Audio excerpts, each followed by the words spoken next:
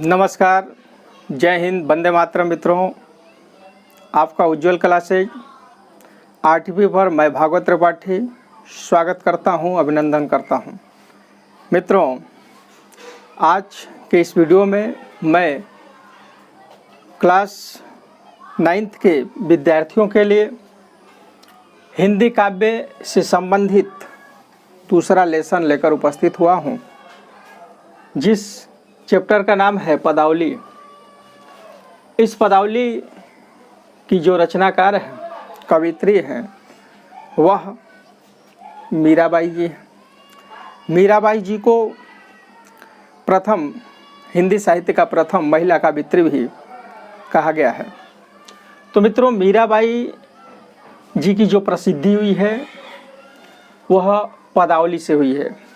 पदावली जो इनकी रचना है, मीराबाई पदावली, इस पदावली से ही हिंदी साहित्य में इनकी प्रसिद्धि हुई है। और 9th के सिलेबस में जो दूसरा लेसन है, जिसका पहला जो पद है, बसो मेरे नैनन में नंदलाल, इसको पढ़ना है। लेकिन इससे पूर्व थोड़ा सा हम संक्षिप्त रूप में इनके जीवन परिचय के बारे में जानने का प्रयत्न करेंगे, क्योंकि जीवन परिचय से संबंधित 3 नंबर का प्रश्न पूछा जाता है। तो सर्वप्रथम लेसन को पढ़ने से पूर्व इनके जीवन परिचय को हम संक्षिप्त में जानेंगे, जो पेपर में आएगा कि मीराबाई का जीवन परिचय देते हुए उनकी रचनाओं को स्पष्ट कीजिए। तो इनकी जो रचनाएं हैं वह मोस्ट इम्पॉर्टेंट है। इसके साथ साथ इनका जो जीवन परिचय है उसके बारे में जानेंगे कि इनका जन्म कहाँ पे हुआ था, इनके माता पिता कौन थे, इनकी शिक्षा दीक्षा कहाँ तक हुई, इन्होंने हिंदी साहित्य के लिए क्या कार्य किया। तो आइए इनके बारे में हम संक्षिप्त रूप से जानते हैं।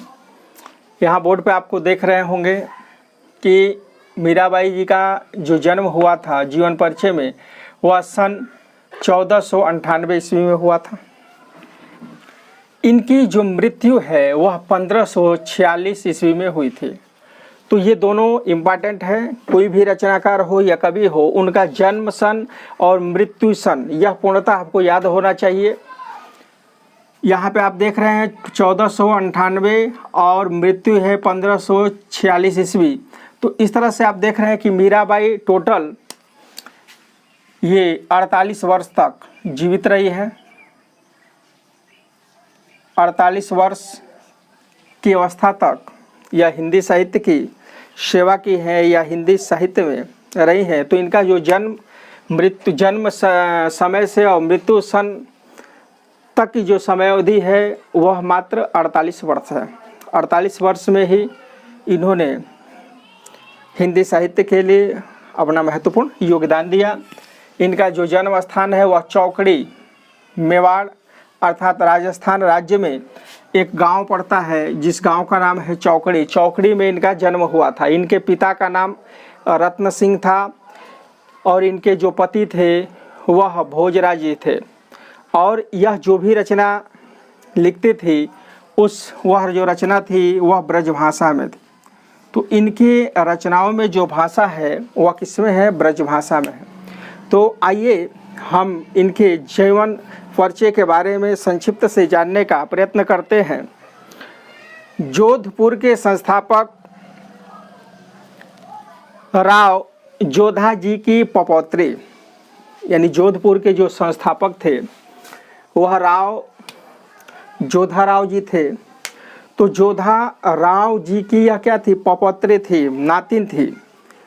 इनकी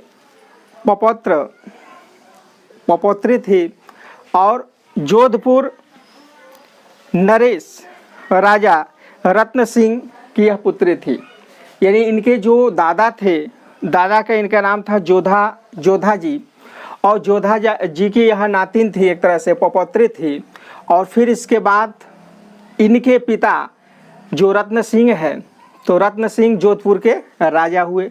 तो इनकी ही पुत्री थी, रत्न सिंह की पुत्री मीराबाई जी का जन्म सन 1498 ईस्वी में चौकड़ी ग्राम में हुआ था।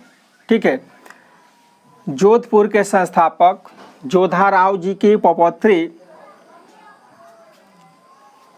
मीराबाई जी का जन्म 1498 ईस्वी में राजस्थान के चौकड़ी नामक ग्राम में हुआ था। इनके पिता का नाम राजा रत्न सिंह था। राजा रत्न सिंह के संरक्षण में यह मीराबाई रही। मीराबाई मात्र 8 वर्ष की थी तभी इनकी माताजी का निधन हो गया। इसके बाद इनके पितामह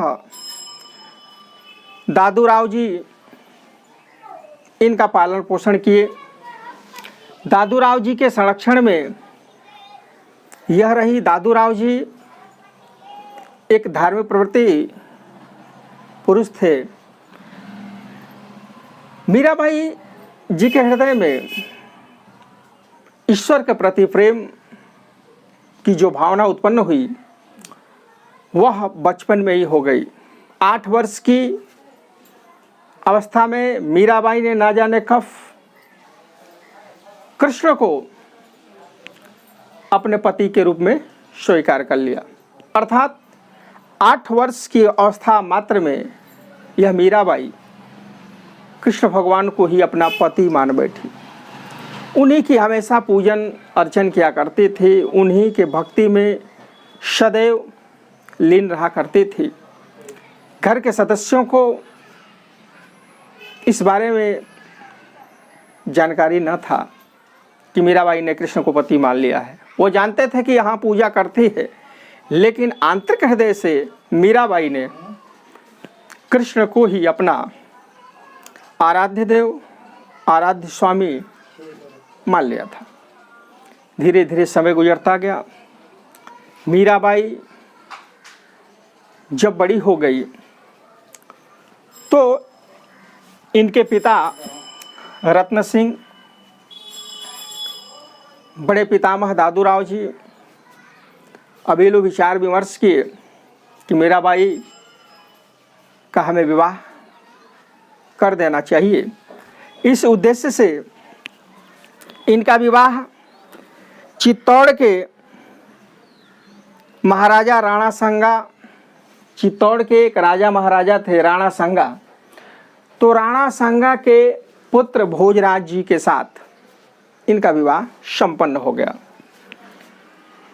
यह भी एक राजकुमारी थी, क्योंकि यह चौकड़ी मेवाड़ राजस्थान के महाराजा रत्न सिंह के पुत्री थी और इनका विवाह चित्तौड़ के राजा महाराणा सांगा के पुत्र भोजराज जी के साथ संपन्न हो गया। कुछ समय तक समय गुजरता रहा। विवाह के 2-3 साल के उपरांत ही इनके पति भोजराज जी की मृत्यु हो गई। मीराबाई अपने पति के सुख से वंचित हो गई, विधवा हो गई। कहा जाता है कि जब इनकी पति की मृत्यु हो गई उस समय मीराबाई ने अपने सिंदूर को नहीं मिटाया, अपने मांग के सिंदूर को नहीं मिटाया, बरकरार रखा, क्योंकि वह जानती थी कि वह जिसको पति मान चुकी है वह तो उसका पति अजन्मा है, अजर है, अर्थात कृष्ण, जिसको पति आजीवन पति अपना स्वीकार कर चुकी थी, वो तो दिखावे के लिए एक सांसारिक बंधन में विवाह की थी, लेकिन वास्तविक जो प्रेम था मीराबाई के हृदय में वह कृष्ण से था, क्योंकि कृष्ण को ही वो अपना सब कुछ मानती थी, कृष्ण ही उनके पति थे। तो पति की मृत्यु होने के बाद भी इन्होंने अपने सिंदूर को नहीं मिटाया। घर के जो सदस्य थे, मीराबाई प्रतिदिन कृष्ण के भजन इत्यादि गाती थी, तो इनके ससुराल वालों को ये सब चीज़ अच्छा नहीं लगता था। इनके ससुर राणा सांगा से प्रतिदिन इनका वो लोग बोलते थे, तकरार हो जाती थी। राणा संगा के इस व्यवहार से रुष्ट होकर के मीराबाई वृंदावन चली आई। जो कृष्ण का लीला स्थल है,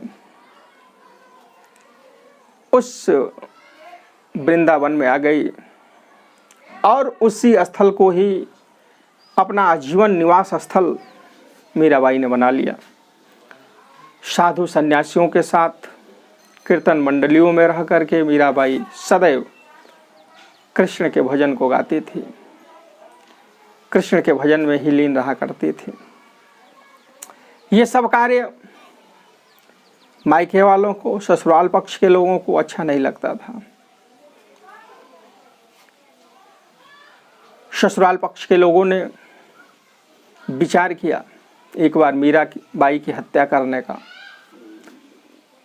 इसलिए ये लोग जहर का प्याला धोखे से मीराबाई को पीने के लिए दिए। मीराबाई सरस भाव से उस विष के प्याले को पी गई, परंतु उस विष ने भी, उस जहर ने भी मीराबाई का कुछ नहीं बिगाड़ा, अर्थात मीराबाई की मृत्यु नहीं हुई, क्योंकि उस मीराबाई के ऊपर तो प्रभु की कृपा थी।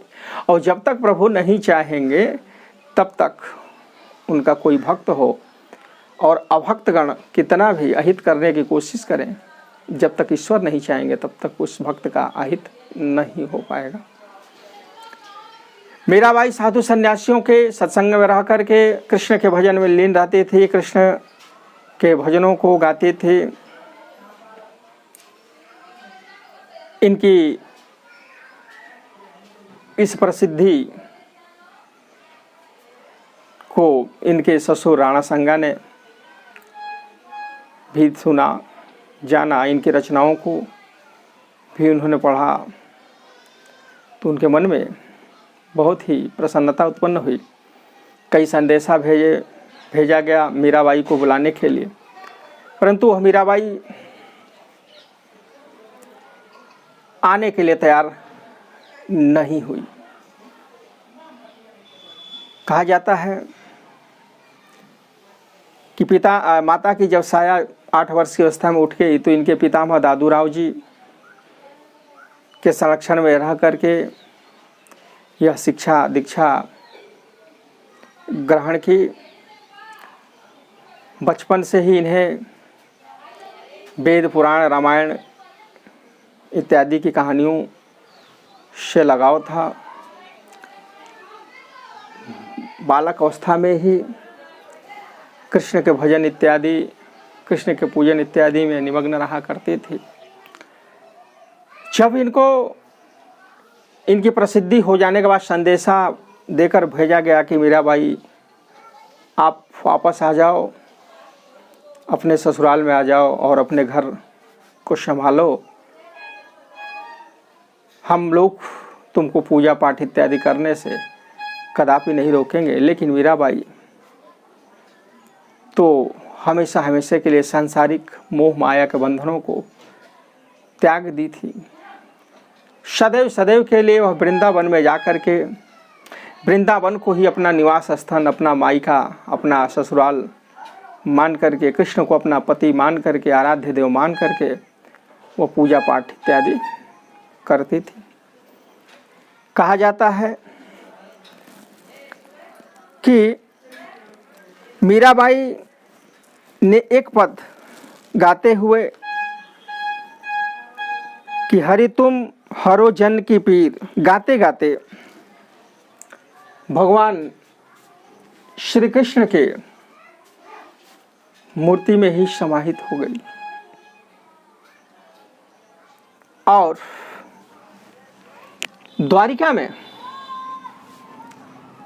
इनकी मृत्यु सन 1546 ईस्वी में हो गई। जब इनकी मृत्यु हो गई तो यह मीराबाई हमेशा हमेशा के लिए कृष्ण में समाहित हो गई, कृष्ण के चरणों में समाहित हो गई। इससे मालूम होता है कि मीराबाई को मोक्ष की प्राप्ति मिल गई। मीराबाई ने कृष्ण का भजन गाते हुए हिंदी साहित्य को समृद्ध करने के लिए अनेक रचनाओं को लिखा, जिसमें से कुछ रचनाएं इस प्रकार हैं जो बहुत ही इम्पॉर्टेंट रचनाएं हैं। इन रचनाओं को आप पूर्णतः याद कर लेंगे। रचनाएं जिसमें से पहला रचना होगा नरसी जी का मायरा। जब जीवन परिचय आप लिख लेंगे, इसके बाद आपकी अगला हेडिंग होगी रचनाएं। तो रचनाओं में लिखेंगे कि मीराबाई ने हिंदी साहित्य को समृद्ध करने के लिए अनेक रचनाओं को लिखा है, जिन रचनाओं का विवरण इस प्रकार है। पहला हो जाएगा नरसी जी का मायरा। दूसरी रचना है राग गोविंद। तीसरी रचना हो जाएगी गीत गोविंद की टीका, गीत गोविंद की टीका। चौथी रचना है राग सोरठ के पद, राठ सोरठ के पद। पांचवी मीराबाई की मलार, मीराबाई की मलार। इसके रचनाकार कौन है? तो मीराबाई है। गरबा गीत, गरबा गीत मीराबाई की रचना है। राग बिहाग तथा फुटकल पद, राग बिहाग तथा फुटकल पद, इसकी रचनाकार या कवित्री मीराबाई है। लेकिन मीराबाई की जो प्रसिद्धि हुई है वह मीराबाई की पदावली से हुई है। मीराबाई की पदावली बहुत ही मोस्ट इम्पॉर्टेंट यह रचना है। पदावली के रचनाकार कौन है? तो मीराबाई है। और मीराबाई को हिंदी साहित्य का प्रथम कवित्री भी माना गया है। मीराबाई भक्ति काल की कवित्री है। भक्ति काल की किस शाखा की कवित्री है? तो भक्ति काल की सगुण शाखा की कवित्री है। और सगुण शाखा जो है, सगुण जो काव्य धारा है, उस काव्य धारा की किस शाखा की कवित्री है? तो देखेंगे कि सगुण को दो भागों में बांटा गया है, एक रामाश्रयी काव्य धारा और एक कृष्णाश्रयी काव्य धारा। तो यह कृष्णाश्रयी काव्य धारा की कवित्री है, क्योंकि कृष्ण को ही आश्रय मानती थी, कृष्ण को ही अपना पति, अपना पिता, अपना भाई, अपना बंधु, सब कुछ कृष्ण को ही मानती थी। कृष्ण के अतिरिक्त इस संसार में कोई भी वस्तु जिसकी अक्षुण्णता, जिसकी नश्वरता बनी हुई है, ऐसे नश्वर वस्तुओं को यह अपना नहीं मानती थी, क्योंकि वह जानती थी कि प्रभु ही है, कृष्ण जी ही है जो अनादि अजन्मा अविनाशी है। अर्थात ऐसे अमूल्य खजाना जब मेरे पास है तो मिट्टी पत्थरों के समान जो रुपया पैसा महल अटारी, ये सांसारिक जो सुख है, ये तो सब क्षणिक है, मिट्टी पत्थर के समान है। अर्थात यह अस्थायी रूप से रहने वाला नहीं है। तो इनके द्वारा रचित जो यह पद है, बहुत ही इम्पॉर्टेंट यह रचना है, मोस्ट इम्पॉर्टेंट यह पद है। तो ये इस तरह का जैसे पैराग्राफ आ जाएगा आपके पेपरों में, 9th के विद्यार्थी जो है वह ध्यान से इस पैराग्राफ को देखेंगे और इसका संदर्भ सहित आपको हिंदी व्याख्या करनी होगी। यह पद है बसो मेरे नयनन में नंदना। जैसे ये पूरा पद आ गया तो सर्वप्रथम आप क्या लिखेंगे? संदर्भ। तो संदर्भ में लिखेंगे प्रस्तुत पद हिंदी काव्य में संग्रहित या हिंदी काव्य से संकलित पदावली नामक शीर्षक पाठ से लिया गया है, जिसकी रचनाकार, जिसके कवित्री मीराबाई जी है। और इस पद में कृष्ण के स्वरूप को मीराबाई जी अपने आंखों में बसाना चाहती हैं। वह चाहती हैं कि प्रभु श्री कृष्ण हमेशा हमेशा के लिए मेरे आंखों में बस जाएं।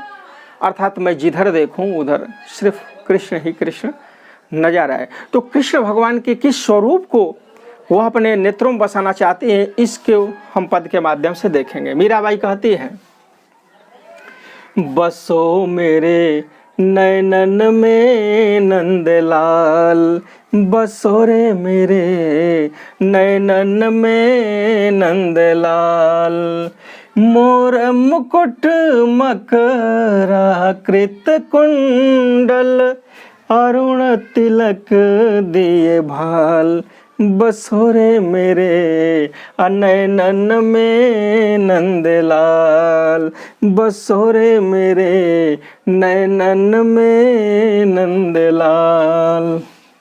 मोहिनी मूरत सांवरे सूरत, नैना बने विशाल, अधर सुधारस मुरली राजत, उर्वै जंत्री माल, बसोरे मेरे नैनन में नंदलाल।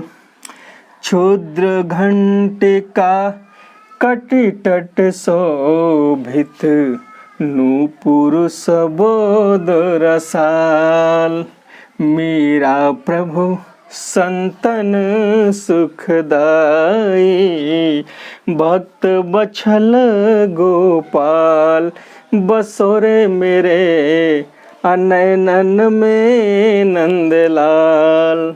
मीराबाई जी, हिंदी व्याख्या देखेंगे।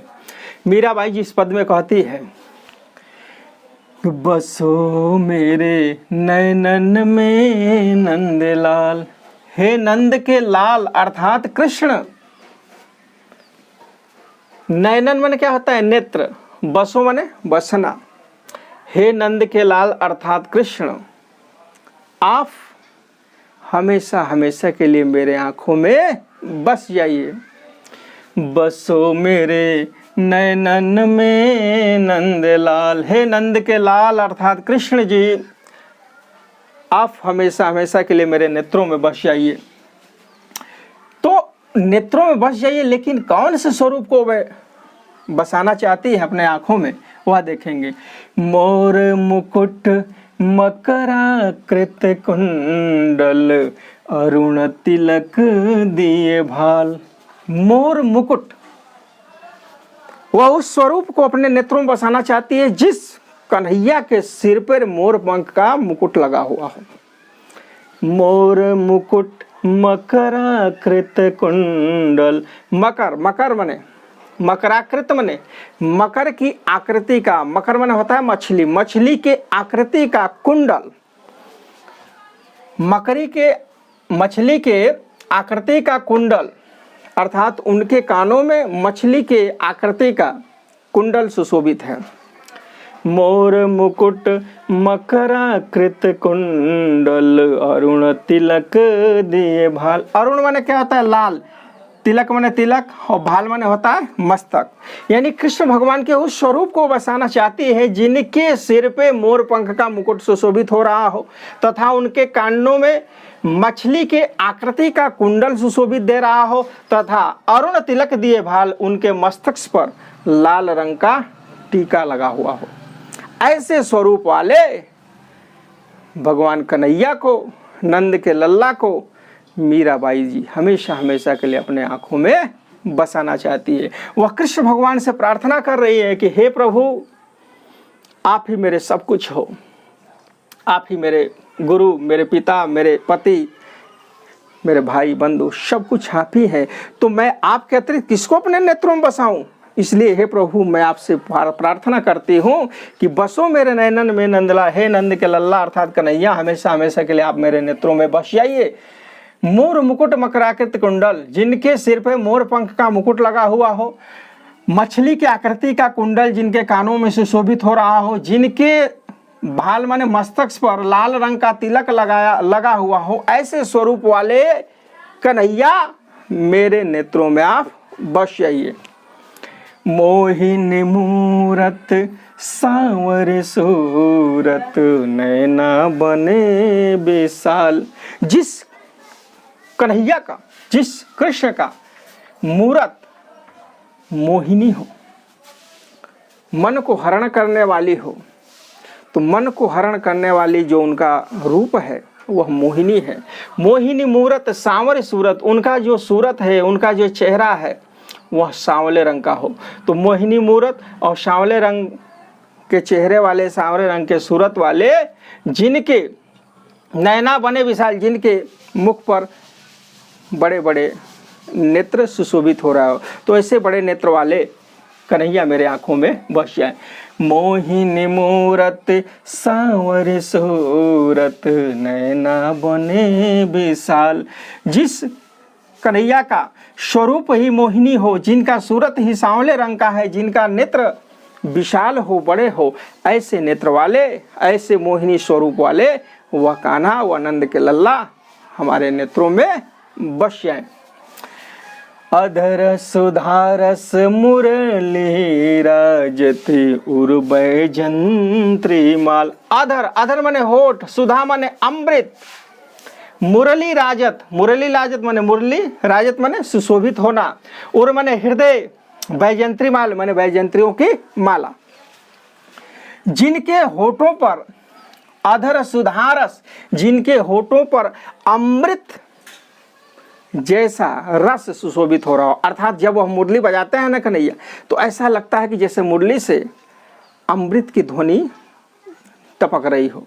तो अधर सुधारस, जिनके होठों पर अमृत सुशोभित हो रहा, अमृत का रस सुशोभित हो रहा हो, और जिनके अमृत रस से भरे हुए होठों पर मुरली राजत, मुरली सुशोभित हो रहा हो, तथा जिनके हृदय में वैजंत्रियों का माला सुशोभित हो रहा हो, ऐसे स्वरूप वाले कन्हैया मेरे नेत्रों में बस जाए। क्षुद्र घंटिका कटी तट शोभित नूपुर सबोद रसाल। जिनके क्षुद्र माने छोटी घंटियां, घंटिका माने घंटियां, कटी तट, कटी माने होता है कमर, कमर का स्थल, शोभित माने सुशोभित होना, नुपुर, नुपुर माने होता है पैजनी, शब्द, शब्द माने शब्द करना। क्षुद्र घंटिका कटी तटी शोभित, वह कन्हैया जिसके कटी माने कमर में, कमर के स्थल में, जिसके कमर के स्थल में छोटी छोटी घंटियां सुशोभित हो रही हो, और नूपुर शब्द रसाल, जिनके पैरों में पैजनी सुशोभित हो रही हो। जब कन्हैया चलते हैं ना, तो उस कन्हैया के पैरों में पैजनी है, कमर में छोटी छोटी घंटियां लगी हुई है, तो बहुत ही एक मधुर में उसमें से ध्वनि उत्पन्न होती है, जो सबके हृदय को, सबके मन को मोहित कर लेती है, आकर्षित कर लेती है। तो ऐसे स्वरूप वाले जिस कन्हैया के कमर में छोटी छोटी घंटियां सुशोभित हो रही हो, जिसके पैरों में पैजनी लगा हुआ हो, जिसमें से जो है आकर्षित करने वाली ध्वनि उत्पन्न हो रही हो, ऐसे स्वरूप वाले कन्हैया मेरे नैनों में बस जाए। मेरा प्रभु संतन सुखदाई भक्त वत्सल गोपाल, बसोरे मेरे नैनन में नंदलाल। मीराबाई जी कहती हैं, मीराबाई, मीरा प्रभु संतन सुखदाई, मीराबाई कहती हैं कि जो मेरे प्रभु हैं अर्थात कृष्ण हैं, वह संतों को सुख देने वाले हैं।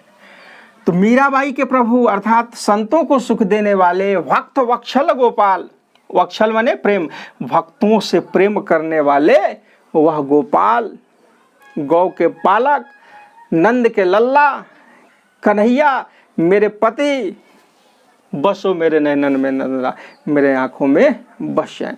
तो इस तरह से आप देख रहे हैं कि वह कृष्ण भगवान के स्वरूप को अपने नेत्रों में हमेशा हमेशा के लिए बसाना चाह रही है, क्योंकि वह जानती है कि कृष्ण के अतिरिक्त इस संसार में मेरा कोई दूजा नहीं है। तो इसमें आप देखेंगे यह पदावली है, और काव्यगत सौंदर्य में इसमें ब्रजभाषा का प्रयोग हुआ है, ब्रजभाषा का प्रयोग हुआ है, और इसमें भक्ति रस की छटा दर्शनीय है, क्योंकि मीराबाई इसमें भगवान कृष्ण से विनम्र प्रार्थना कर रही हैं और कृष्ण भगवान के स्वरूप को बसाना चाह रही हैं। तो कौन से स्वरूप को बसाना चाह रही हैं? उस स्वरूप को जिनके सिर पे मोरपंख का मुकुट लगा हुआ, कानों में मछली की आकृति के सी कुंडल सुशोभित हो रहा हो, मस्तक पर जो है लाल रंग का तिलक लगा हो, जिनकी मूरत जो है मोहिनी हो, जिनकी सूरत सांवली रंग की हो, जिनका नेत्र विशाल हो, जिनके होठों से अमृत का सा रस टपक रहा हो, और जिनके होठों पर मुरली सुशोभित हो रहा हो, हृदय तक वैजयंतियों की माला सुशोभित हो रहा हो, जिनके कमर में छोटी छोटी घंटियाँ लगी हुई हों, घंटियाँ सुशोभित हो रही हों, जिनके पैरों में वह जो पैजनी बंधे हुए जिसमें से आकर्षित करने वाली ध्वनि उत्पन्न हो रही हो, ऐसे मीराबाई के प्रभु संतों को सुख देने वाले जो भक्त वत्सल हैं, ऐसे स्वरूप वाले कन्हैया को मीराबाई अपने नेत्रों में बसाना चाह रही है। तो मित्रों, यह मीराबाई द्वारा रचित पदावली को आप लोगों ने लेक्चर 4 में पढ़ा है। मुझे पूर्ण विश्वास है कि यह वीडियो आपको अवश्य पसंद आएगा।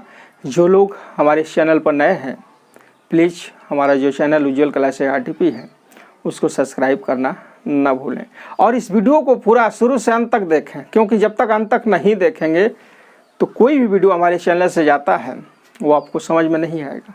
कोई भी, जैसे फिल्म को ही ले लीजिए, फिल्म जब शुरू से अंत तक देखेंगे तब ना समझ में आएगा। उसी तरह से कोई भी जब वक्तव्य हो उसको शुरू से जब अंत तक देखेंगे तो वीडियो आपको अवश्य पसंद आएगा। और पसंद आए तो प्लीज़ हमारे चैनल उज्ज्वल क्लासेज RTP को सब्सक्राइब करना ना भूलें और पसंद आए तो अधिक से अधिक मात्रा में इसे शेयर करें, अन्य मित्रों दोस्तों के पास पहुंचाएं और कमेंट बॉक्स में जा कर के कमेंट करना कदापि न भूलें। इन्हीं आशा विश्वास के साथ मैं फिर आपसे यही रिक्वेस्ट करूंगा कि हमारा जो चैनल है प्लीज़ उसको सब्सक्राइब करें और कमेंट के माध्यम से बताएं कि यह वीडियो आपको कैसा लगा। जब तक आप कमेंट नहीं करेंगे तब तक हम लोग कैसे जानेंगे कि आपको हमारा वीडियो कैसा लग रहा है। इन्हीं आशा विश्वास के साथ फिर आपसे अगले वीडियो मुलाकात होगी। तब तक के लिए आप लोग जहाँ रहें सुरक्षित रहें। जय हिंद, जय भारत।